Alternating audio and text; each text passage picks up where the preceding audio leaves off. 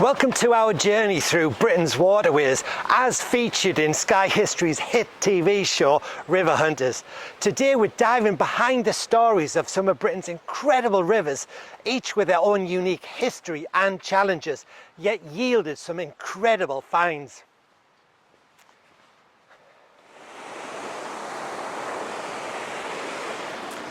Coincidentally, my favourite rivers all appear in season 2 of the show.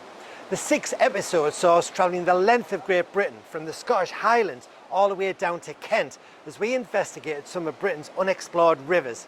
At each location we delved into a significant and often turbulent period of British history. And these are my 5 favourite rivers.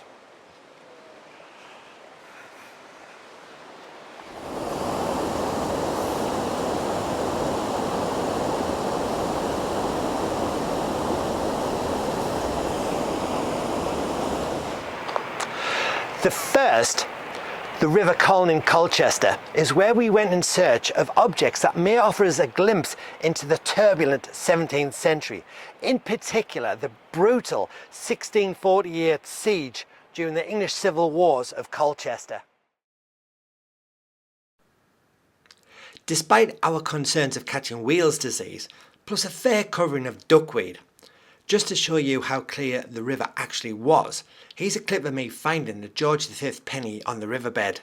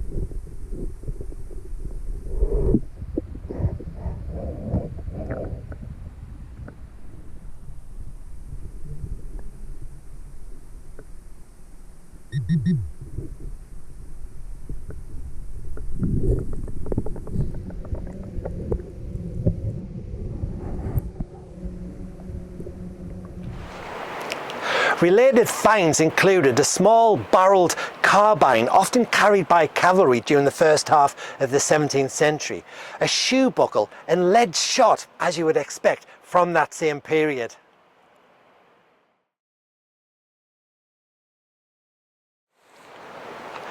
But the surprises didn't stop there. I unearthed dozens of shards of Roman roof tile, a testament to Colchester's Roman heritage and enduring connection to history. And here's some actual footage of their discovery. Okay, so I moved the search just a little bit further upstream. Actually, the way is just there, so I can't really get beyond that today. The riverbeds are exactly the same. It's this compacted sort of shingled sand, but I really struggled to find small metal finds today. Nothing at all apart from modern coins. However, I have found absolutely dozens and dozens of shards of roof tile, which I believe to be Roman. So what I'm going to do now is just drop the camera down and just let you see a little pile that I've got. So you're looking at little objects just like that. Lovely little shape. So here we go.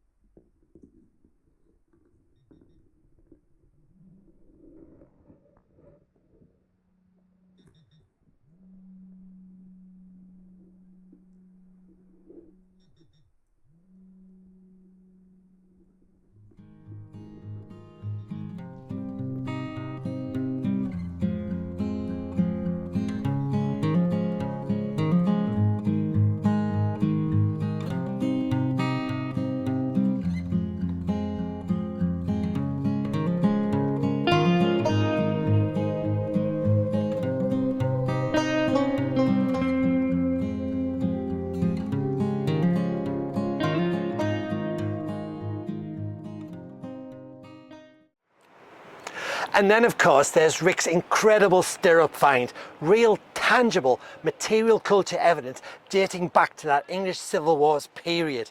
While I'm neck deep in the Colne searching for objects, Rick just plodges in and pulls from the riverbank yet another star find.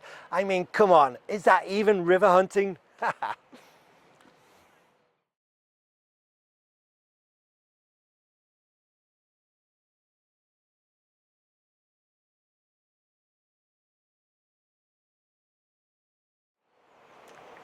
The next river was the River Ouse in York, a Viking stronghold, but also a location that tested my fear of dark places. The slow-flowing, peat-coloured water made searching the riverbed extremely challenging.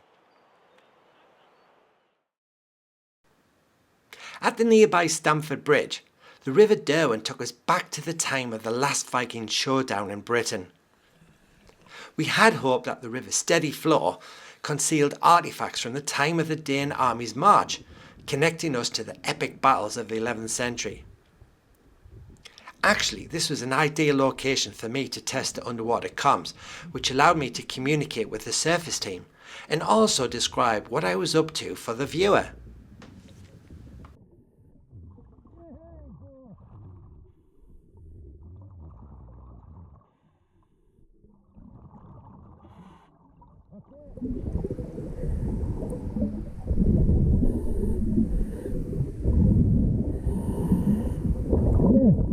Yes, the place is riddled with these Viking swords. I don't know what to do with them all.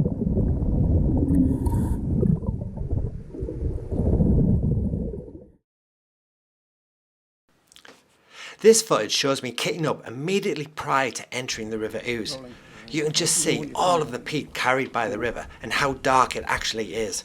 Sunlight was never going to illuminate the riverbed here.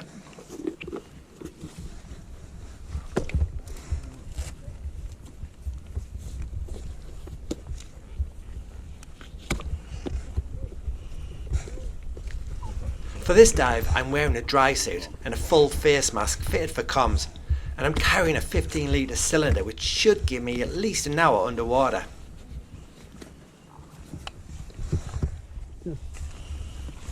One down there. Yeah. I'm losing Nick. Right, just stay still for us. Stay still. Look down.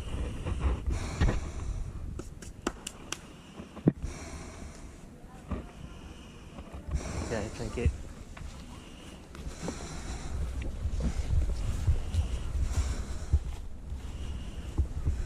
Okay. Ready?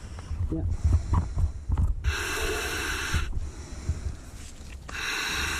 Two ten back.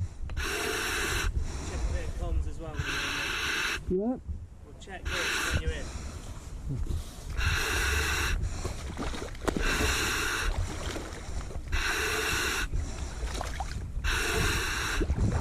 Where's the wire?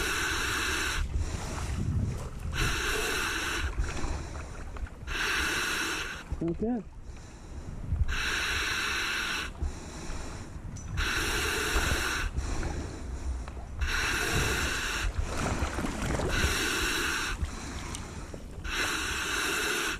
Yeah.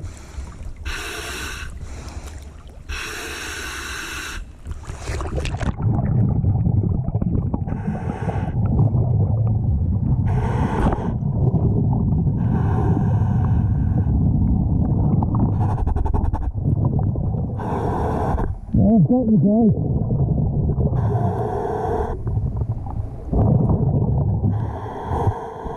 Yes, got you loud and clear.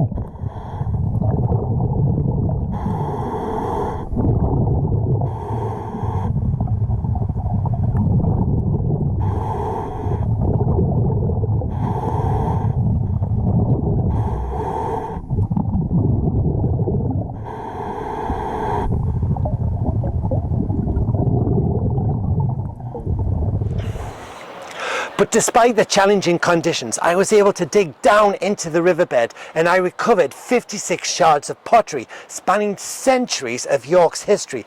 And those finds help paint a vivid picture of York's late and post-medieval history.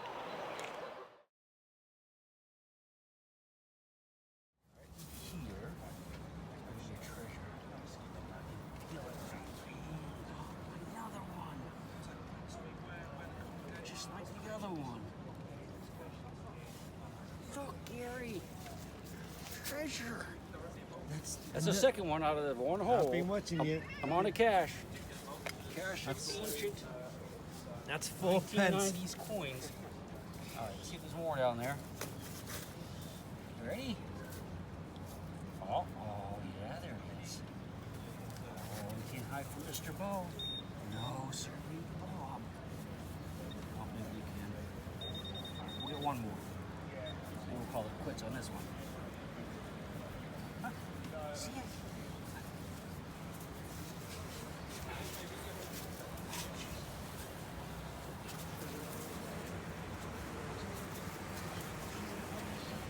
All right. Think Gary got it? Maybe.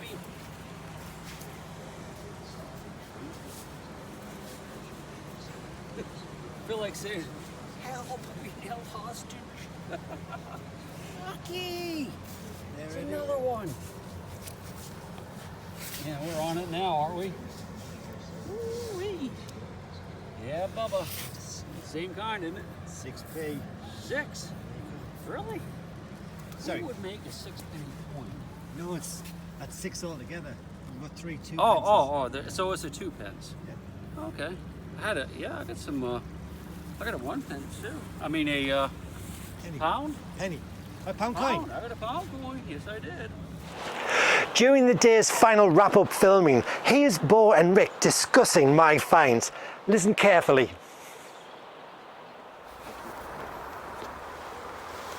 So when we left Gary in York City Centre, scoobering, this is what he came up with. This big haul of really varied ceramics of various ages. Quite, some of those are really beautiful too. I mean, such a variety of different styles even. Yeah, I mean, some of it looks like absolute crap. But,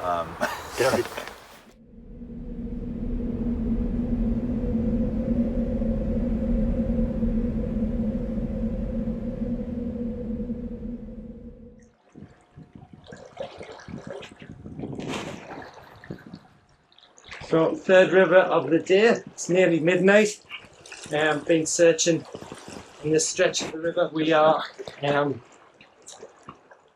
forget the name. It's Arden, Mucknan, Rucknan River, something like that. Anyway, there's nothing here. So we're on the site of a ford. That's the point where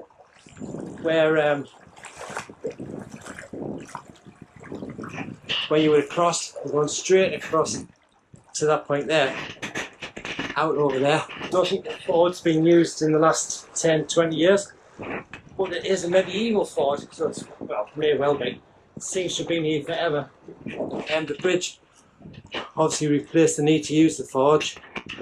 Flow's quite strong. It's a huge loch just up there. But there's nothing here. I'll quickly show you what the riverbed's like. And I've got one signal, so I've been searching here for 15 minutes. There's nothing here at all. So I'll show you what the riverbed's like.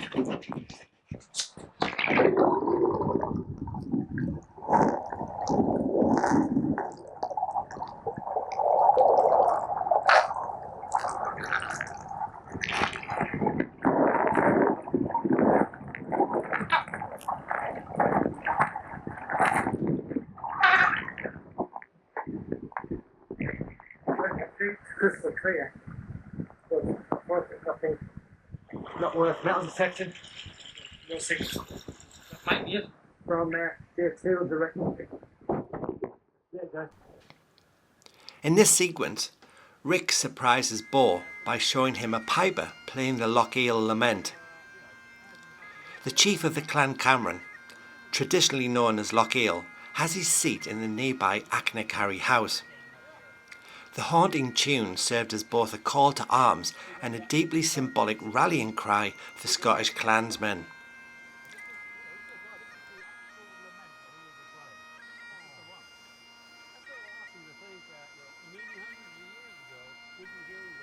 In battle, the Great Highland bagpipe was used to summon warriors, instill courage and intimidate enemies.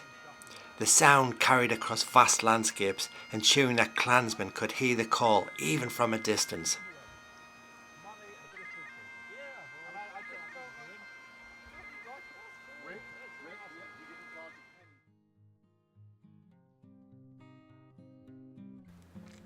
Despite my earlier scepticism, the River Arkaig was actually full of objects from the area's rich history, though mostly ordnance associated with commando training which took place here during the Second World War. Each one of these grenade and mortar fragments would have been thrown or fired by British or French commandos who were training for raids and sabotage operations in German-occupied Europe. Actually, the River Arkaig yielded other explosive discoveries, quite literally. Among the relics from the clan battles of 1645, Bohr unearthed a live Mills bomb. You may recall the "Hey, I think I found a hand grenade" sequence. This was another stark reminder of the area's layered history.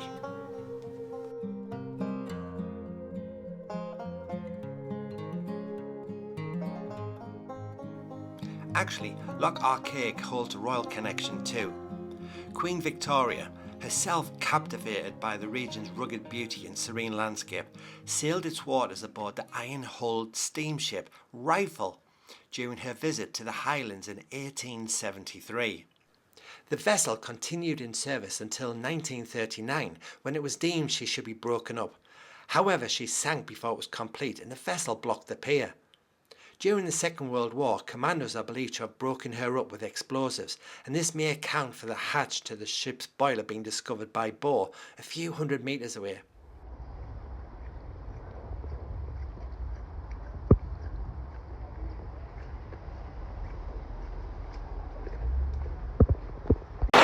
In Canterbury's Great Stour, we discovered dozens of artefacts, including a fascinating tin alloy ring, which appears to be a replica of William Shakespeare's golden signet ring. Now, Joe Armit, who was actually on the show, is Kent's Finds Liaison Officer, and Joe's researched the ring's incredible backstory and uploaded it to the Portable Antiquity Scheme database. I'll drop a link into the comments below. Do give it a read. Joe's recorded it as a find of note. It's a fascinating story, it really is.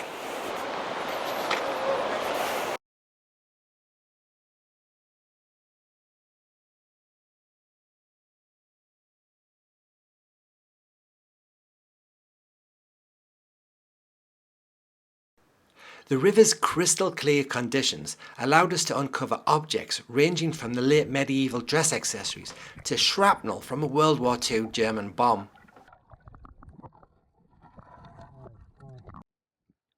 Okay, so we are here in Canterbury in the River Stour. Very privileged to be able to search this area, medieval Canterbury. I repeat that. So we have the shrine of St. Thomas, Bankhead, just a couple hundred metres behind me.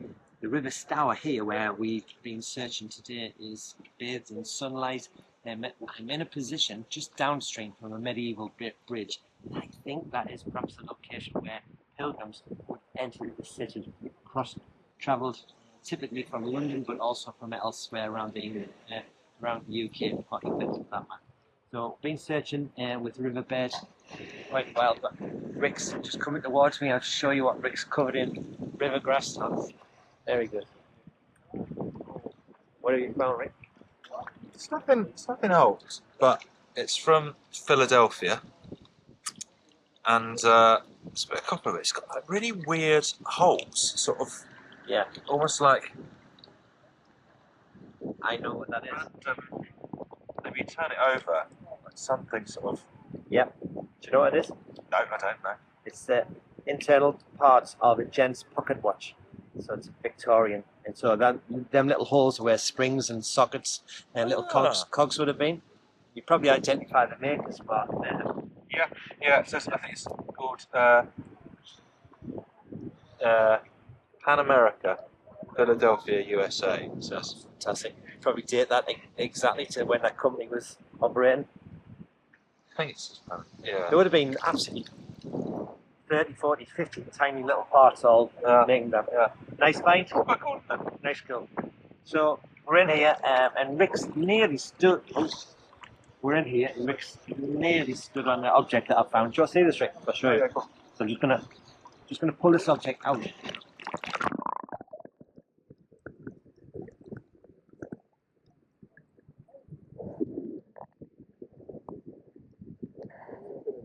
Big little bit lead, but lots of writing on it. Make out the words then.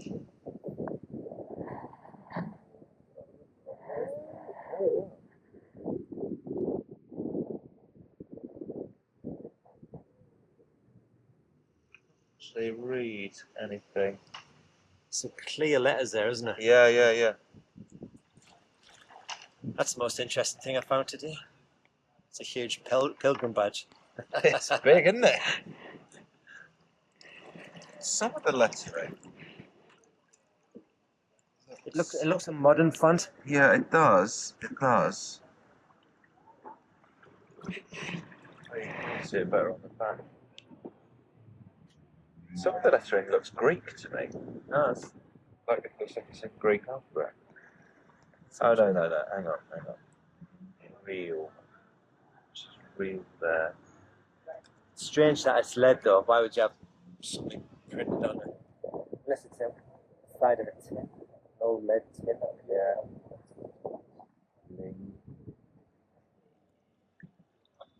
Loads of lettering. It's quite a big one there actually. Maybe if you unfold it, some big letters in there. I think we can. Yeah, there is, isn't it? B A there maybe. Yeah. We only got to make out one word, and then we'll. Yeah. Should be able to date it. Yeah, nice. Nice find. There you go. Rick says it's a nice find. It must be. That's unfortunately means very little. There we go, guys.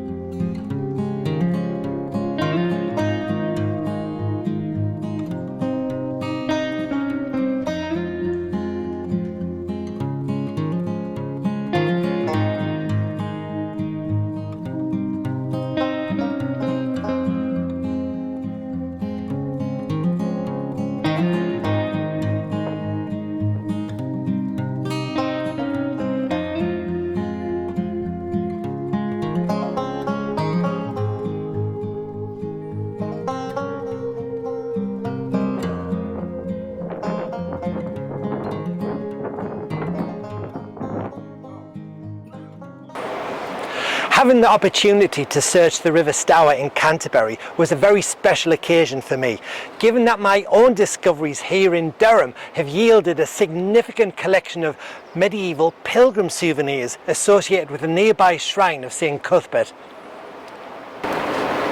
Of course, none of this would have been possible had it not been for the incredible camaraderie between the team. Both we met unmatched instincts for river hunting, Rick Edwards' wit and curiosity, and dare I say my own expertise in underwater archaeology. Combined, we made every episode, every river an adventure. Whether it's teasing each other over the finds or celebrating the special discovery, the bond that we share adds a special spark to every moment. So if you've enjoyed this behind the scenes adventure, why not hit that super thanks button? Your support will keep me exploring, discovering and sharing my amazing stories. And for those of you who've been counting, yes, you're quite correct. I've only discussed 4 rivers from the series River Hunters. The 5th one, and let's face it, I've been dropping loads of clues, happens to be the River Wear here in Durham. It's a river full of artifacts and it deserves an episode all by itself. So check back in a couple of weeks for that one, guys. I know you'll enjoy it.